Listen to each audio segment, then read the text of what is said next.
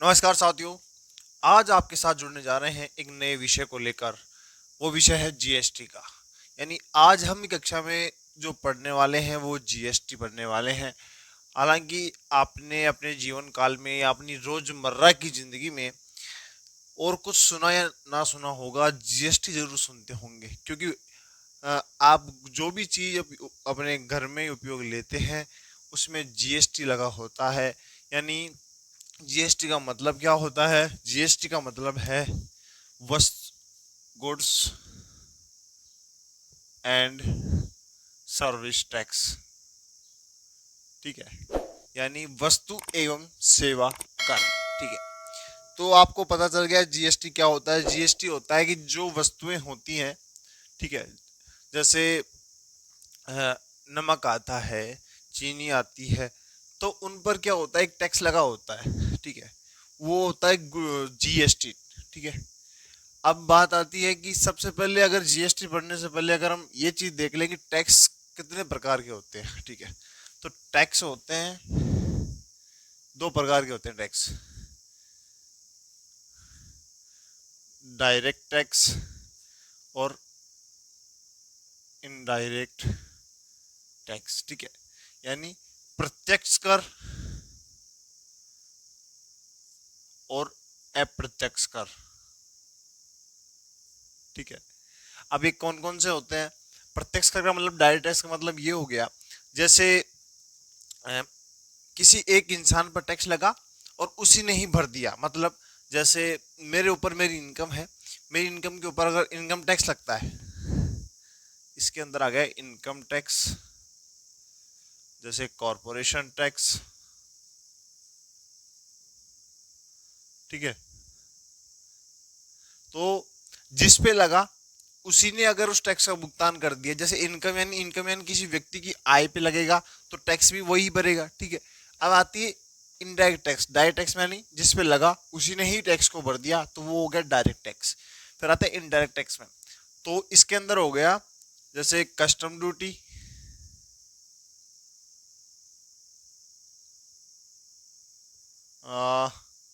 Sales tax,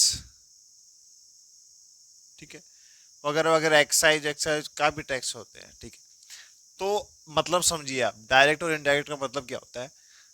direct में हमने देखा कि जिस पे लगा कर उसी ने ही उस कर का भुगतान किया। ठीक है,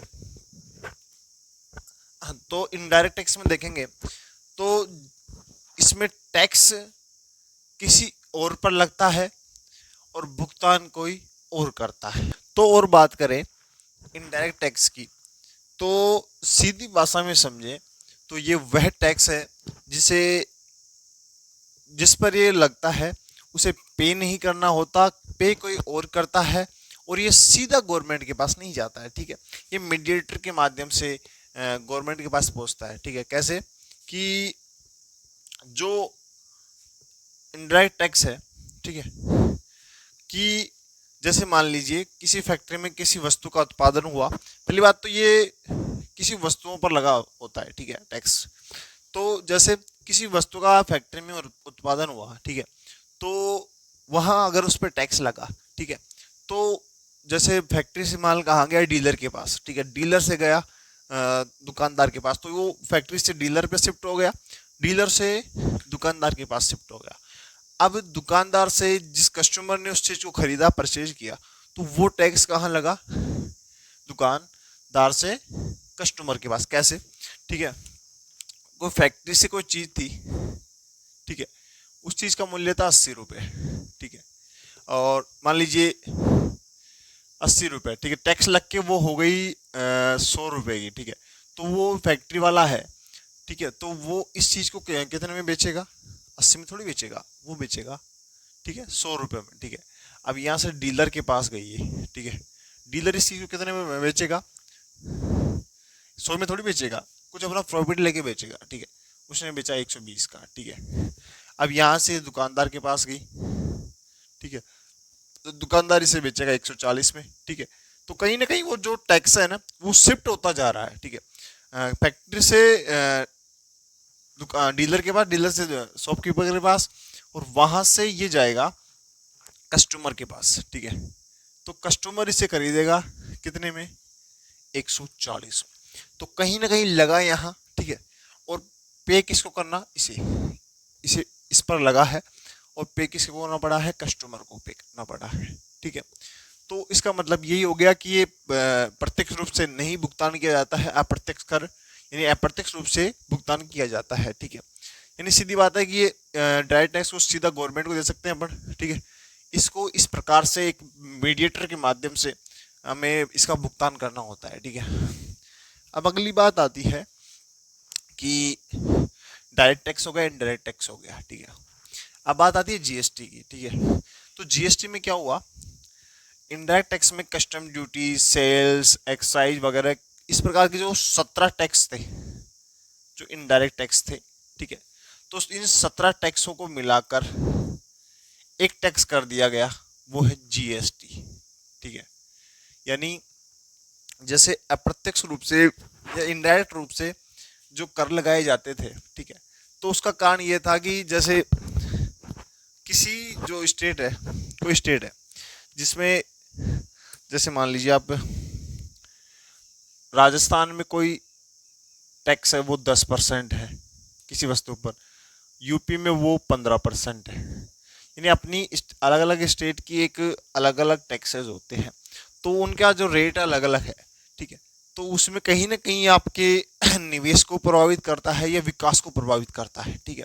क्योंकि इन्वेस्टर्स होते हैं वो इस चीज़ से विचलित हो जाते हैं कि कहीं 10% है, कहीं 15% है, तो वो जहाँ 10% होगा वहीं ज़्यादा उद्योग स्थापित करेंगे, ठीक है। तो इस चीज़ को ख़त्म करने के लिए इस प्रकार के जो 17 पूरे इनडायरेक्ट टैक्स थे, ठीक है, उनको मिलाकर एक टैक्स कर दिया गया, जीएसटी कर दिया गया, ठीक है। तो समझ में आ गया जीएसटी क्या है, ठीक है।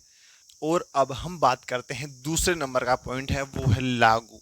यानी कौन कौन सी चीज़ें हैं, कौन कौन सी कंडीशंस हैं जिस पर ये लागू होता है, ठीक है, उसके बारे में पढ़ने वाले। जैसे आपको पता है हर क्लास की बात ही इस बार भी, इस क्लास में भी हम ऐसे ही पढ़ते हैं। पहले एक टॉपिक होता है, टॉपिक को एक्सप्लेन करते हैं, उसको फिर इन पॉइंटों में विभाजित कर लेते हैं, जिससे क्या समझने में आसानी हो जाती है, ठीक है।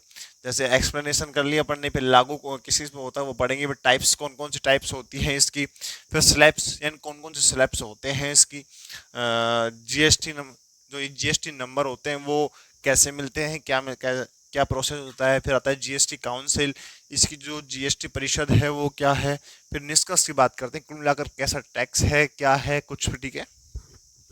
तो दूसरे नंबर के पॉइंट पर अपन बात करने वाले हैं, ठीक है। तो सबसे पहले बात करें तो विश्व की दृष्टि से कि जीएसटी की जो ये अवधारणा है, जीएसटी का जो प्रोसेस है वो कब आया, ठीक है। यानी तो सबसे पहले जो जीएसटी लागू हुआ वो हुआ फ्रांस में, ठीक है। और वो कब हुआ, वो 1954 में हुआ, ठीक है। उसके बाद हम बात करते हैं कि जो भारत में जो मॉडल अपनाया गया है वो किस देश की भांति अपनाया गया है, ठीक है।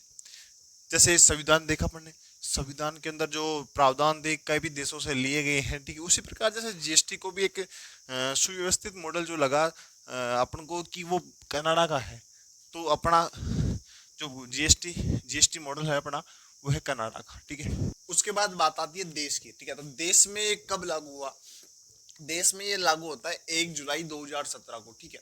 यानी 1 जुलाई 2017 को पूरे देश भर में जीएसटी को लागू कर दिया जाता है, ठीक है।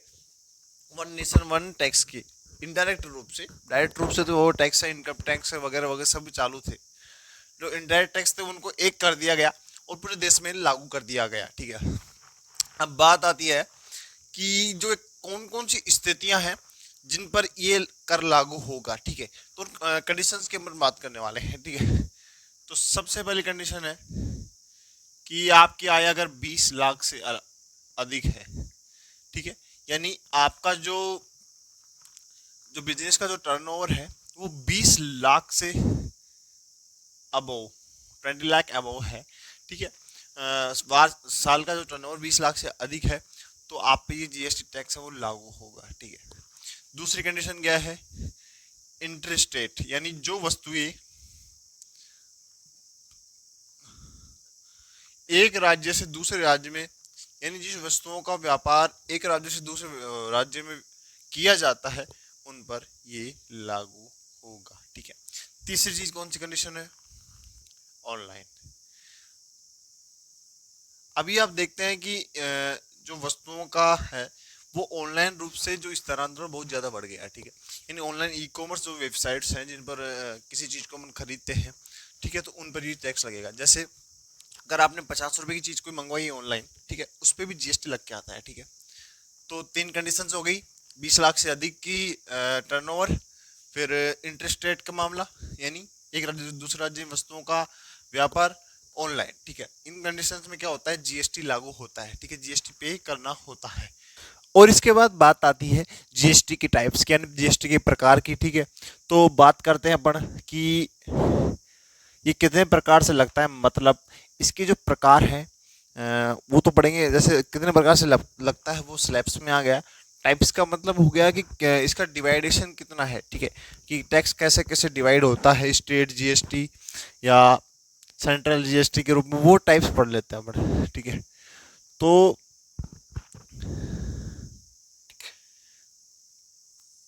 ये लगता कैसे है,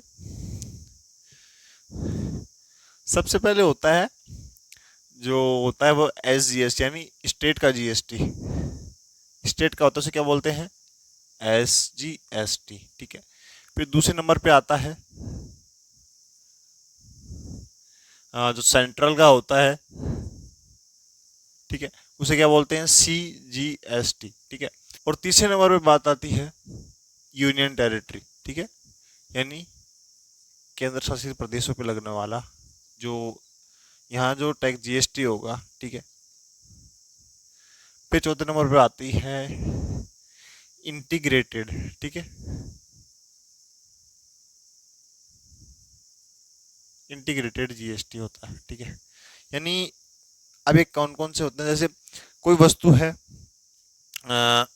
जिसका उत्पादन किया गया, तो उसका टैक्स वो किस किस प्रकार के रूप में लग सकता है, ठीक है। तो पहले स्टेट में लगता है, जो स्टेट वसूलता है जीएसटी उसे एस जीएसटी कहते हैं। जो सेंट्रल एंड केंद्र वसूलता है उसे सी जीएसटी कहते हैं। और जो यूनियन टेरिटरी केंद्र शासित प्रदेश वसूलते हैं, ठीक है। और फिर चौथे नंबर पे बात आ गई इंटीग्रेटेड जीएसटी, ठीक है। यानी ये किस कंडीशन में होगा, ठीक है, कि इंटीग्रेटेड का मतलब हो गया इसके अंदर जैसे कोई वस्तु राजस्थान में बनी, उसका उत्पादन हुआ और वस्तु जाके बिकी है यूपी में, ठीक है, तो कहीं ना कहीं अब टैक्स यहाँ लगेगा अंतिम गंतव्य पे। हमने पढ़ा ना कि यहाँ बनी है आरजे में और बिकी यहाँ है यूपी में, तो जहाँ बिकी है वही तो टैक्स लगेगा जीएसटी।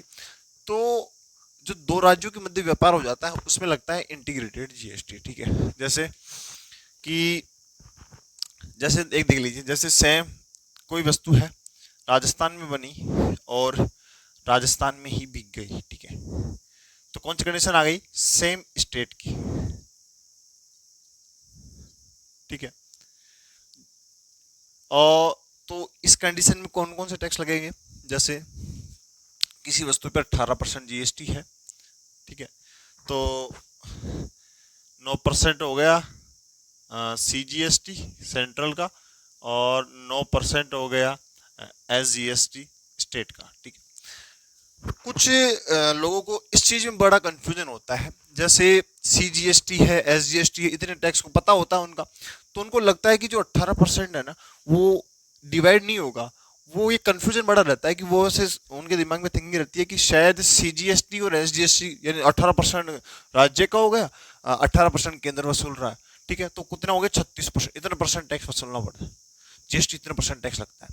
लेकिन इसमें ऐसा नहीं होता है, ठीक है। जैसे इसमें वस्तु के जो वस्तु है उस पर जो कौन से स्लैब्स में आती है उस हिसाब से, अगर 18% के स्लैब्स में आती है तो 18% अगर जीएसटी लगता है तो वो डिवाइड हो जाता है, ठीक है, केंद्र और राज्य के बीच में, ठीक है, या केंद्र शासित प्रदेश और जो केंद्र है उसके बीच में, जहां लगता है उस हिसाब से वो डिवाइड हो जाता है। कुल टैक्स होता है 18%, ठीक है, यानी जो टैक्स लगा है वो कुल होता है, उसमें डिवाइडेशन होके स्टेट या कैसे जो यूनियन टेरिटरी है या सेंट्रल है उनमें ये डिवाइड होता है, ठीक है। तो इस चीज़ का हमेशा ध्यान रखिए कि 9% यानी इसमें डिवाइड हो जाएगा बराबर, ठीक है। अब दूसरी चीज़ बढ़ते हैं कि सेम स्टेट था, इसमें तो ऐसे डिवाइड हो गया। अब बात करें कि एक जहां बना और दूसरे राज्य में बिका, तो वहाँ कैसे डिवाइड होगा, ठीक है, वहाँ कौन सा टैक्स लगेगा, वो होता है इंटीग्रेटेड टैक्स। जैसे राजस्थान में बना, ठीक है, और यूपी में भी का, ठीक है, तो हो गया इंटरेस्ट रेट, ठीक है। तो यहाँ कैसे होगा, जैसे यहाँ 18% जीएसटी है, ठीक है। तो इसमें क्या होता है, इसमें जो नियम तो कहता है, वो कहता है कि जहाँ बिका है 9% तो उसे मिलेगा और 9% केंद्र को, ठीक है। कि जिस स्टेट में वो सामान बिका है वहाँ तो उस स्टेट को मिल गया 9%, और 9% केंद्र का फिक्स है, ठीक है। यानी या केंद्र शासित प्रदेश में अगर टैक्स वसूला जाए या कहीं वसूला जाए, केंद्र का 50% टैक्स है, वो फिक्स है। जैसे तो बात आती है कि अगर ऐसे डिवाइड हो जाएगा तो जिसने उत्पादन किया उसे क्या मिलेगा, ठीक है, तो उसको क्या फायदा हुआ। जैसे राजस्थान में इसका उत्पादन हुआ, ठीक है, तो वहाँ रोजगार मिला, उस राज्य को रोजगार मिला, ठीक है। उस जैसे जहाँ फैक्ट्री लगी थी वहाँ लोगों को रोजगार मिला ना, ठीक है, तो राजस्थान को हो गया रोजगार का फायदा, या और बाकी जो सुविधाएं उनका फायदा हो गया। यूपी को क्या हुआ, यूपी को टैक्स मिल गया, ठीक है, बराबर। तो और अब बात आती है अगली चीज की, वो है टैक्स स्लैब्स, ठीक है। यानी टैक्स को कितने स्लैब्स में बांटा गया है, यानी कितने प्रकार से, यानी कितनी कितनी मात्रा में लिया जाता है, किस किस क्षेत्र में कितना % टैक्स लिया जाता है, उसको जानने वाले हैं, ठीक है। तो बात करें कि जैसे जीएसटी लग रहा है ना, जीएसटी को स्लैब्स हो गए। जैसे पहला स्लैब्स है 0%, 5%, ठीक है, अगला 12%, अगला 18%, और फिर 28%, ठीक है।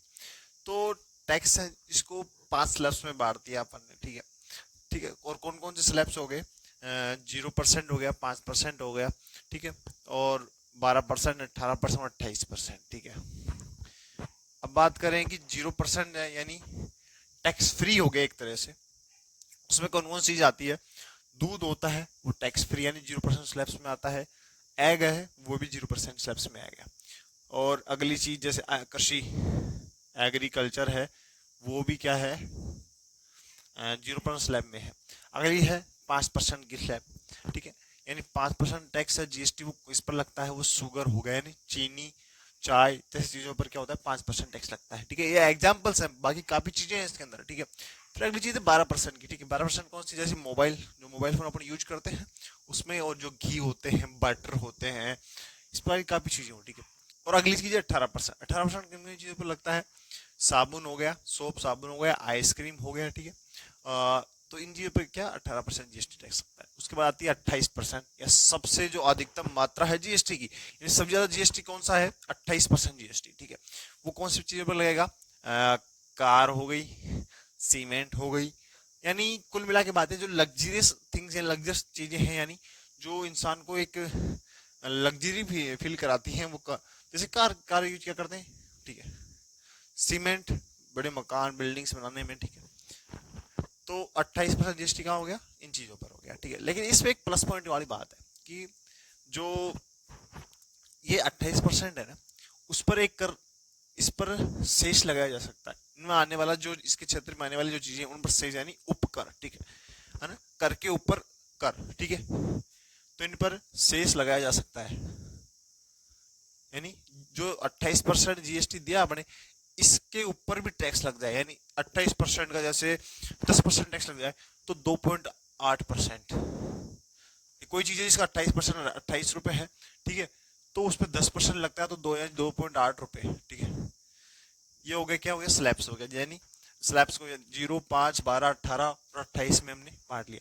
और एक चीज जो कंफ्यूजन वाली चीज होती है, मैंने उसमें बताया, अभी इसमें टाइप्स में पढ़ा आपने कि जैसे 18% है तो 2 भागों में डिवाइड होगा, यानी 9%, ठीक है, स्टेट स्टेट और सेंट्रल के बीच, ठीक है। और 12% है, इसमें भी ऐसे होगा, इन कंफ्यूजन वाली बात नहीं है, इसके अंदर डिवाइड होगा यार। इसी प्रकार इन सब में आधा आधा डिवाइड हो जाएगा, जिस प्रकार उनका पहले अपने पढ़ा था टाइप्स में कि कैसे डिवाइड हुआ, 18%, 9%, तो ऐसे ही 12% का भी आधा आधा, 5% का भी ऐसे हो जाएगा, 28% का, यानी इसके अंदर ही लगेगा, इसके अंदर ही उनके बीच में डिवाइड होगा। CGST SGST हो गया, इंटीग्रेटेड GST, उनके अंदर अंदर डिवाइड हो गया, अलग से जैसे ऐसे नहीं लगेगा 18% से CGST SGST 18%, ऐसे नहीं, इसके अंदर ही डिवाइड होगा। ठीक है, तो ये तो हो गई स्लैब्स की बात। ठीक है, इस और अब बात आती है अगले नंबर पर, GST नंबर। ठीक है, यानी GSTIN। ठीक है, तो GSTIN का मतलब क्या हो गया? ठीक है, यानी GST आइडेंटिफिकेशन, गलत हो गया, आइडेंटिफिकेशन नंबर। ठीक है, यानी अब ये कैसे नंबर होते हैं? ठीक है, तो इसमें होते हैं टोटल डिजिट होते हैं 15 डिजिट होते हैं, 15 अंक के नंबर होते हैं ये। जिसमें कैसे होता है कि जो शुरू के जैसे 22,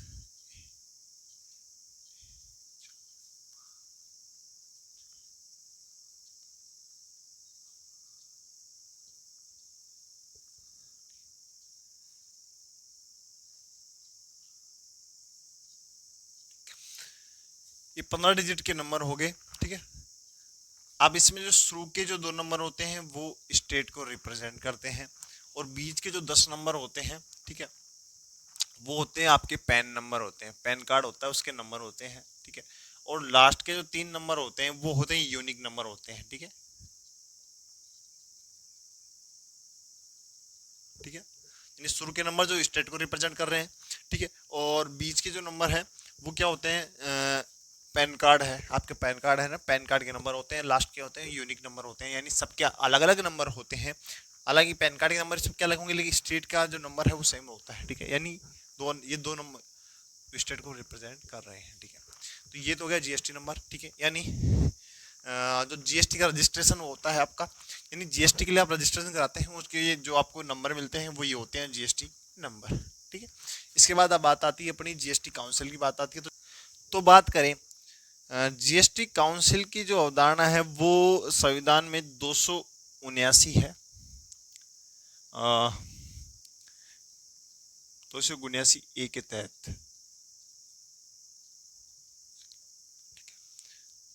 279A के तहत की गई। GST काउंसिल की स्थापना 279A के तहत की गई। ठीक है, अब बात आते हैं कि GST काउंसिल की जो स्थिति है वो कैसे हैं, कितने मेंबर्स होते हैं, किस प्रकार राज्यों में डिवाइडेशन होता है मेंबरों का, सदस्यों का। तो ठीक है, GST का काउंसिल का जो अध्यक्ष होता है, ठीक है, वो होता है जो यूनियन है, यूनियन मिनिस्टर, यानी जो केंद्र का जो वित्त मंत्री होता है। ठीक है, वो होता है क्या? Union minister. यानी